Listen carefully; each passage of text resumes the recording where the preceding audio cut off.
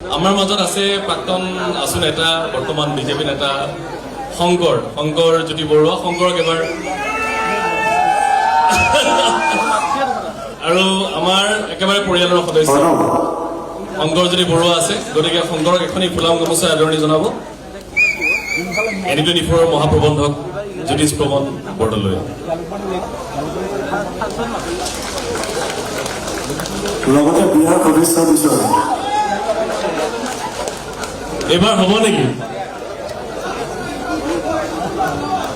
October